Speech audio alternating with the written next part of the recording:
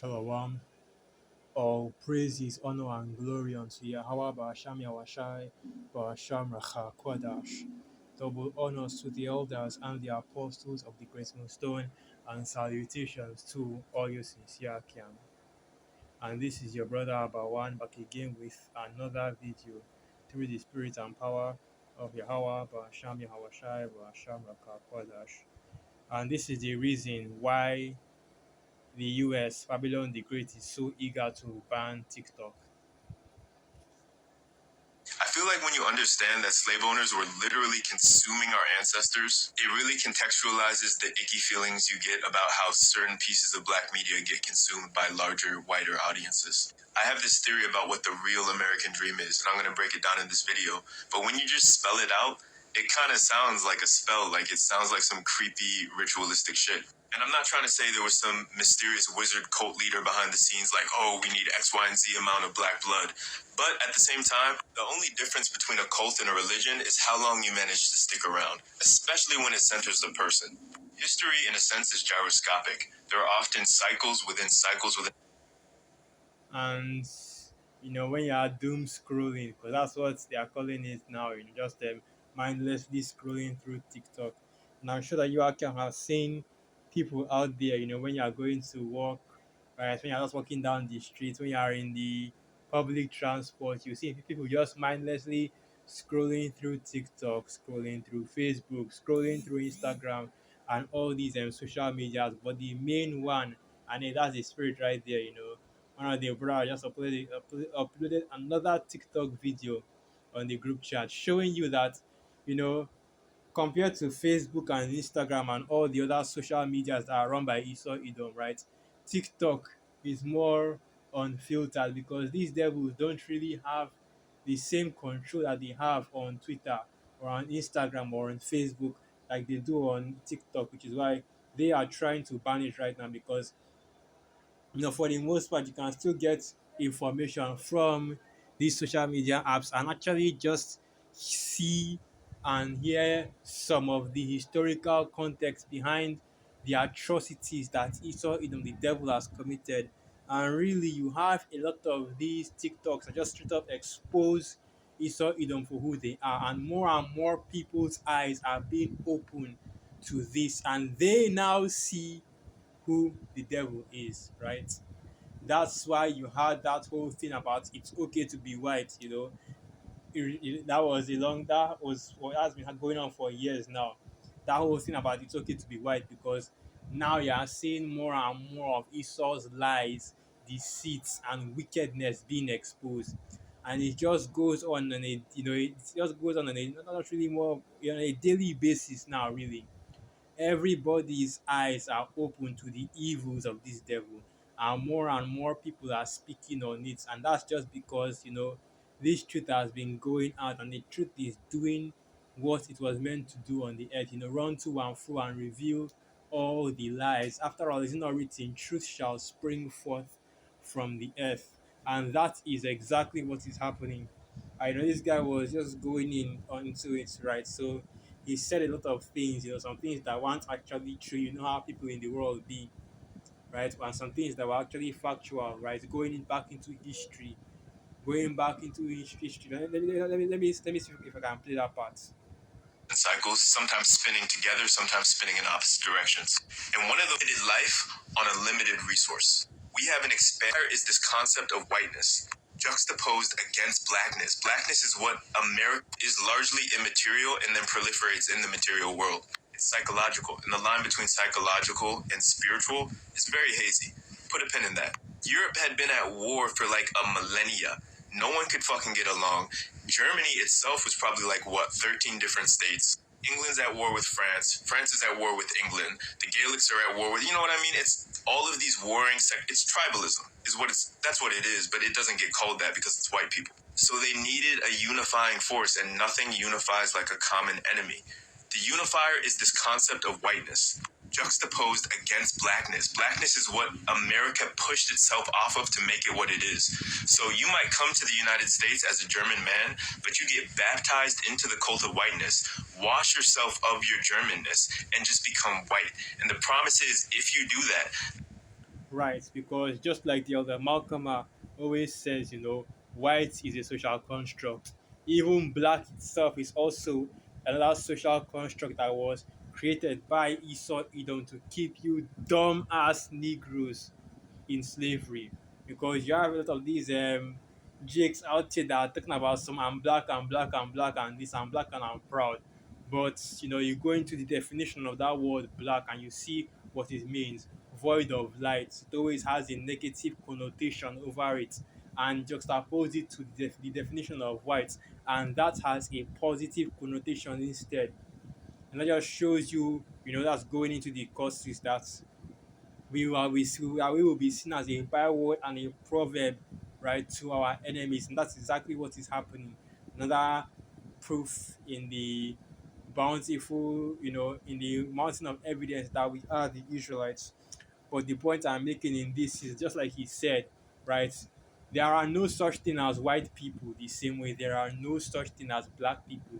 Okay, what you actually have is not this whole race based on phenotype. Also, if you are white, that means you are white. Also, if you have that light skin and if you're a light skin European, or if you look like a light skin European, well, that means you are white. If you are African, that means you are black. That's not how it works. And really, that whole white and black social construct thing is just to create confusion, right? Because now, if you say, oh well, the real Hebrew Israelite, the ancient Hebrew Israelites were black, now Esau come out and say, no, they weren't, right? They were brown, they were Middle Eastern, they were using all these terms because of confusion, even though they look exactly the same as modern black people today.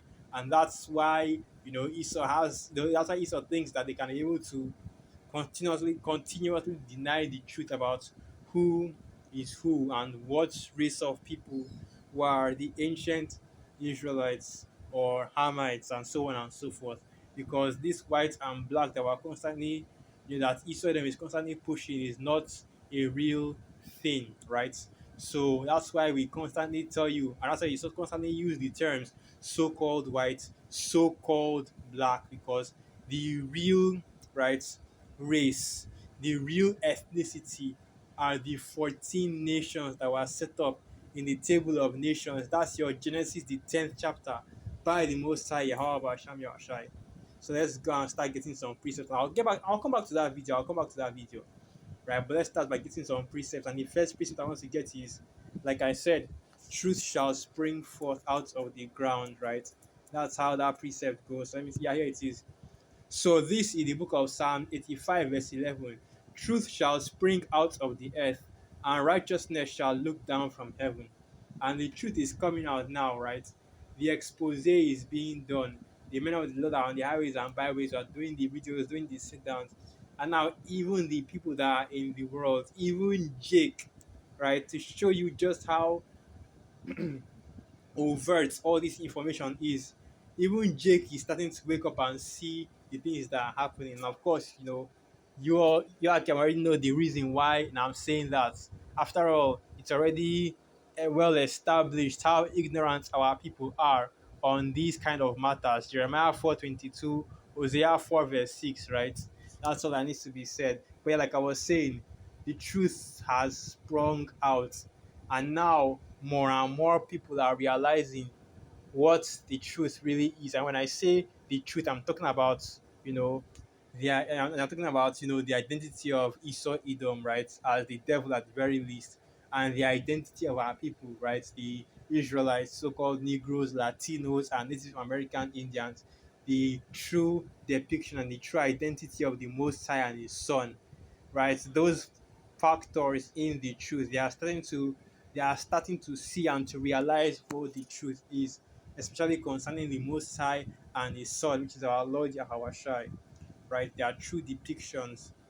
Of course, you know that 2/3 of our people still aren't going to actually receive the truth, right? The truth is out there, and people can see the truth, but receiving the truth is a different matter entirely. So now, let's go to the next precept. Like I said, the table of nations, Genesis, the 10th chapter. And I haven't gone into this in a long time, but let's get this. And you're going to just see the majority of the nations. But yeah, this is the book of Genesis, the 10th chapter, where it gives you the table of the nations, and we know that according to the scriptures, there are 14 nations. So Genesis 10 verse 1, and these are the generations of the sons of Noah: Shem, Ham, and Japheth, which are all so-called black men. Once again, I'm using the term so-called because if they were alive today and were around today, they would be indistinguishable from black people. And understand, when I say black, I mean they were really dark. Like, I doubt you would have seen anybody that would be as dark as Noah, Shem, Ham, and Japheth. And especially in back then. Right now, people have been lightened up little by little because of Esau, Edom, and them basically bringing this confusion all over the earth. But back then, Jake was really dark skinned, like really, really dark skinned, right? Like, anyway, continuing on, really, that's the main point, because if you go down through the list of nations, not all nations are in this Genesis, the 10th chapter, but it gives you an idea of what the nations are, right? Starting with, of course, the number one, Jake, the Israelites, the sons of Abraham, Isaac, and Jacob. Then Esau, Edom, you know, then the different Hamite nations. That's your Foot, which are the North Africans, your Berbers slash Amazigh, right? Kush, which are the Ethiopians, and really just the whole of that Horn of Africa and East Africa. So the Somalians are included in that. Some of the Sudanese and other parts of East Africa. We have a lot of Jake over there as well. But for the most part, it's Kush. Your Mizraim, which is your Egyptians, right?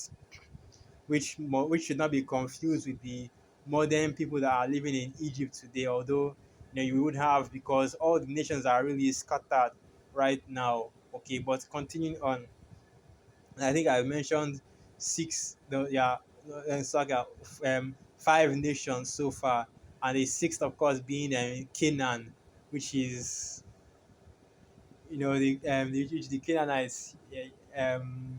That's but that's really they are scattered all around right now. We have some Canaanites living in the Middle East and other parts of Africa, right? Um, and of course the remaining Shemitic nations, Elam, the Persians, the Iranians, which are also Elamites.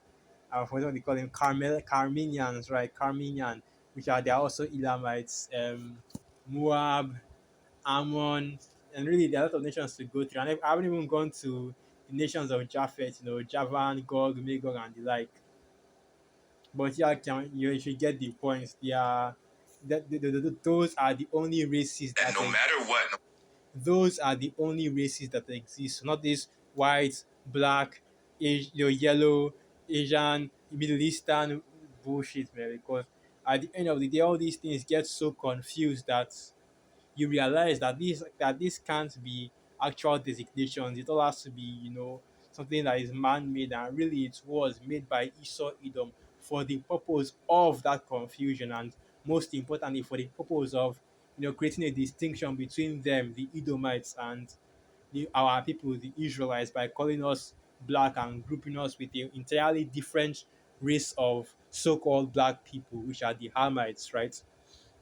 Because by making themselves white and making themselves black, they were able to create this dichotomy or juxtaposition where they are the good and we are the bad. And that's why you see our people, the Israelites, the so-called Negroes for the most part, but also the Latinos and Native American Indians as well, being held in derision as a byword and a proverb all across the earth, because everybody looks to Esau, everybody looks to the whites, because that's what they have done. The so-called white, I should say, that's what they have done. They have made themselves as the image of the Most High and His Son. That's the book of Second Thessalonians, the second chapter. But now that deceit, right, is being unveiled. So let's continue playing this video. No matter how broke you were when you came over here, you will always be better off than the African American population of this country. It's a psychological wage. It's a badge. It's a gold sticker. You see what I'm saying? That's the American dream. The Irish came over here, they weren't white, but they became white through blackness. Italians became white through blackness, which is why so much of the most virulent racism that you saw, especially in the North, was coming from Irish and Italian communities because they had proximity to blackness and they had to prove themselves. It's like a hazing. They have to push themselves into whiteness off of blackness. But again, pendulums, there's this weird inverse relationship because blackness is portrayed as this bestial thing. So black masculinity and femininity both being associated with the peak of masculinity, considered gross, ghetto, savage, whatever by white people of this country, has been the African American population of America. Logical perspective, all the bullshit that happened that year, that started that year, to me came from a place of insecurity. Until the Spanish took back over, Hold on, I think I found the way to talk about motherfuckers the who Moors. started I think I found the way to where I started talking about the Moors. Let me play that part now. the whole slave trade, folks in the Iberian Peninsula had just got done with 800 years of Moorish rule. Some people still debate whether or not Moors would be considered black in a modern context, but you need only look at period paintings to know that there were many black Moors in leadership positions. And there were also many non-black Moors. It was mixed race, and moreover, they led a mixed race society. So Jews, Moors, And you already know that the Moors were Jake, okay? They were all Israelites. You had Jake that was into Islam, you had Jake that was into Christianity, you had Jake that was even into, you know, I won't say Judaism, right? But they kept the laws at least to the best of their ability during that time, right? So the majority of the Moors, that's like not majority, but yeah, the Moors were Jake up until, like he said, the Spanish Inquisition, and when Isoidon came into power, that's where you have your Renaissance, because your Renaissance really marks the end of the Moorish rule over Europe, specifically the Spain and really the lower Mediterranean area. all of these people, Christians, were all living in what is modern day Spain, the Iberian Peninsula, in relative harmony. Until the Spanish took back over, Queen Isabella and King Ferdinand took back over, and then instantly we're on that bullshit. So Spanish Inquisition, they torture slash expel most of the Jews from Spain. The same year they sail to the New World, discover there's a whole half of the planet they can do their bullshit on, and are part and parcel in beginning the slave trade in earnest, along with the Portuguese. So, in my eyes, in very broad strokes, in 1492, we see the pendulum of history swing, not only from a historical perspective, but from a psychological perspective. And yeah, I basically just explained it right there. So after the Moorish rule and during the Renaissance, you had Esau Edom coming out of Europe, right? That's the beast whose deathly wound was healed. Okay, he was left to, he was loose to deceive the earth for a little season, and that's really what the Renaissance and the Spanish, the Spanish and Portuguese um, the Spanish and Portuguese sailing the earth and talking about conquering the different parts of the world. What that's what it represents. He saw them coming back into power, and the Most High Yahweh Hashem Yahushua giving him that power in order to put our people into slavery. That's where you get your transatlantic and triangular slave trade in order to fulfill prophecy. So yeah, he's not giving you the whole story. So he will tell you what happened, but he cannot explain why it happened. That's the because that's another important part, and that's something that our people need to know about. Why were you put into slavery? Why did Esau Edom get raised up against you? Why did the Most High Yahweh Hashem Yahushai allow, not just allow, but it was prophesied and it was set up and ordained by the Most High that our people would be put into slavery by Esau Edom in the last days. So let me start from here. This is the book of Revelation 20, verse 1. And I saw an angel come down from heaven, having the key of the bottomless pit and a great chain in his hand. And the key of the bottomless pit, really what it represents is Europe, okay? That's what they represent, the bottomless pit being Europe, because Europe was basically like that, a pit. Before the Moors came into Europe, you can go and look up what was going on in Europe during that time. I'll give you a hint, nothing, okay? After the Roman Empire fell, which of course, we're talking about the Eastern Roman Empire right now, the Byzantine Roman Empire that was ruled by Jake. Esau Edom was basically in that in that destroyed state, okay? They were already put into that bottomless pit. They don't, because you don't have any resources coming out of Europe. You don't have anything really coming out of Europe because it is a barren land. Okay, so now Revelation 20 verse 2, and he laid hold on the dragon, that old serpent, which is the devil and Satan, and bound him 1,000 years. And hey, you should already know who the dragon, the old serpent, Satan, and the devil is. And the 1,000 years represents the dark or slash middle ages, which was a period of 1,000 years from roughly 300 ish BC up until the late 15 up until the late or mid 1500s. You have to bear with me. I'm a little bit it's hard to remember the specific dates, but starting from the rise of the rise of the Holy Roman Empire up until the Renaissance. That's when you have your 1,000 year period in which these devils were in this position, right? But that was turned around for them, and now so that was turned around for them during the Renaissance when they came back into power. So this is the book of Revelation 20, verse 3. And cast him into the bottomless pit and shut him up and set a seal upon him that he should deceive the nations no more till the 1,000 years should be fulfilled. And after that he must be loosed a little season. And right now we're in that little season wherein Esau Edom has been loosed. So now it's been roughly, you know, well, really, it's been roughly 600 or 700 years, give or take, since that period, compared to all the time throughout history. So yeah, it's been a little season. It's been 1,000 years since this devil has been loosed. And when he was loosed was during the Renaissance, and after he was loosed, he was loosed to fulfill Bible prophecy. Then he was sent. Then when he was sent, he went out. He put our people. He put our people in captivity. Right. That's why majority of the people that were majority of the so-called black people that were put into slavery, right, were from the west coast of Africa and from really the same few tribes. Esau, Edom, and you can even go into the history books and find this out. They knew exactly what tribes to go to look for and what tribes to take their captives from. And in fact, you had these Hamites, right, which are other African tribes that were actually Hamitic tribes, and even some Jakes as well, selling other Jakes and selling the Israelites into captivity in order for Esau Edom to take them and turn them into the slaves that they used for the transatlantic and triangular slave trade. Because you have to remember, when Esau came to Babylon the Great, when Esau first came to America, that was to Virginia. I believe that was either the 16th or the 17th century. You have to bear with me. This is a lot of history right here.